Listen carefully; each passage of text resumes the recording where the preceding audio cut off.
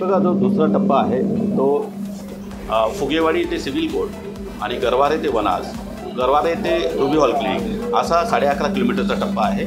आणि इथे साधारणतः 7 आणि 4 11 स्टेशन जे आहेत त्याचं आता तयारी पूर्ण झालेली आहे आणि लवकरच त्याचं उद्घाटन होणार आहे. पुणेकरांना उत्सुकता आहे की PNPच्या तुलनेत किंवा इतर वाहतूक सुविधेच्या तुलनेमध्ये तिकिटामध्ये काही सूट असणार आहे की कशा प्रकारे? हे बघा, कमीत कमी तिकीट 10 रुपये सध्याचा जो मार्ग ओपन होणार आहे तो आणि आधीचा मार्ग याच्यामुळं, आणि जास्तीत जास्त तिकीट 35 रुपये असं इथे असणार आहे. तिकीटचं स्वरूप काय नेमकं, ऑनलाईन पद्धत आहे की कसं? हे बघा, तिकीट काढण्यासाठी मल्टिपल ॲव्हेन्यूज आहेत, ज्यांना जे कॅश देऊन पण देता येईल.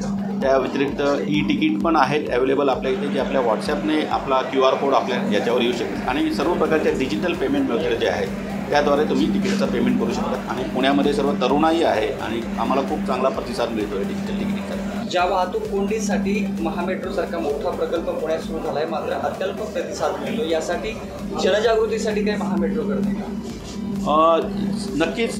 पुणे मेट्रोचं आत्ता जो सध्या टप्पा ओपन होणार आहे तो अशा ठिकाणींना जोडतो आहे जिथे हजारो कम्युटर पुणेकर जे आहे डेली त्याचा वापर करतात, त्या स्थानांना भेट देतात.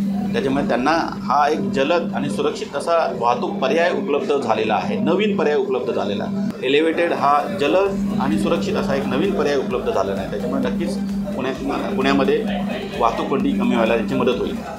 नवीन वाहतूक मार्ग आणि सिव्हिल कोर्टच्या या स्थानकाबद्दल अनेकांना उत्सुकता आहे, काय वैशिष्ट्य सांगणार? हे बघा, हे सिव्हिल कोर्ट जे स्थानक आहे इथे याला आपण इंटरचेंज स्थानक म्हणतो. याच्यामध्ये दोघं लाईन ज्या आहेत त्या इथे इंटरसेक्ट होत आहे. तिथे 2 स्टेशन आहेत, एक अंडरग्राऊंड आणि एलिव्हेटेड स्टेशन. आता आपण अंडरग्राऊंड स्टेशनमध्ये थांबलो आहे. हे स्टेशन जे आहे भारतातलं वन ऑफ द डीपेस्ट असं अंडरग्राऊंड स्टेशन आहे, ज्याचा जो आहे 33.1 मीटर एवढी डेप्थ आहे. साधारणतः 10 मजली खोल असा हे स्टेशन आहे.